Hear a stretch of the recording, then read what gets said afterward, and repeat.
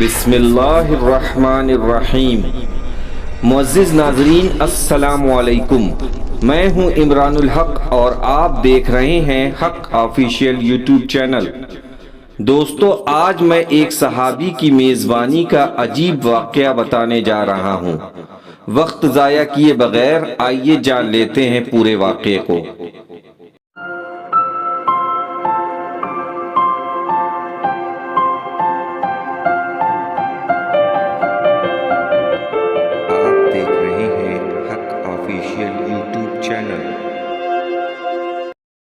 ایک بار نبی کریم صلی اللہ علیہ وسلم مسجد نبوی میں صحابہ کے ساتھ بیٹھے تھے کہ اچانک آپ کی خدمت میں ایک مہمان حاضر ہوا۔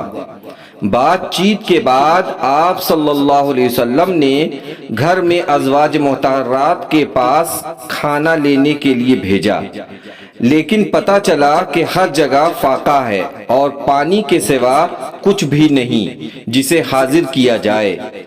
رسول اللہ صلی اللہ علیہ وسلم نے انصار کے طرف متوجہ ہو کر فرمایا کہ آج رات میرے مہمان کو جو بھی کھانا کھلائے گا اللہ اس پر رحم فرمائے گا۔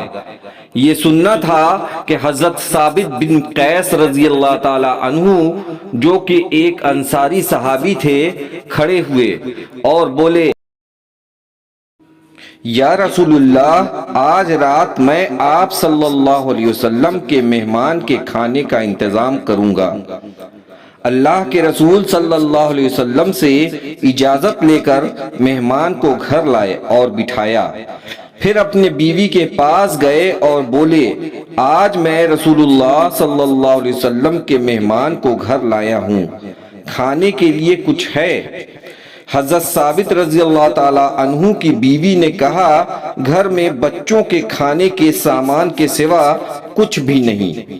حضرت ثابت رضی اللہ تعالی عنہ نے فرمایا، تم ایسا کرو، بچوں کو بہلا پھسلا کر سلا دو اور کھانا مہمان کے سامنے لاؤ، میں اور تم بھی مہمان کے ساتھ بیٹھ جائیں گے۔ جب مہمان کھانا شروع کرے گا اس سے پہلے تم چراغ کو درست کرنے کے بہانے سے اٹھنا اور اسے بجھا دینا، پھر مہمان اطمینان سے کھانا کھا لے گا، میں اور تم بھی نمائشی نوالے اٹھاتے رہیں گے، مہمان سمجھے گا کہ ہم بھی کھانا کھا رہے ہیں۔ چنانچہ ایسا ہی کیا گیا۔ جب کھانا شروع ہونے والا تھا تبھی آپ رضی اللہ تعالی عنہ کی بیوی نے چراغ درست کرنے کے بہانے سے چراغ گل کر دیا۔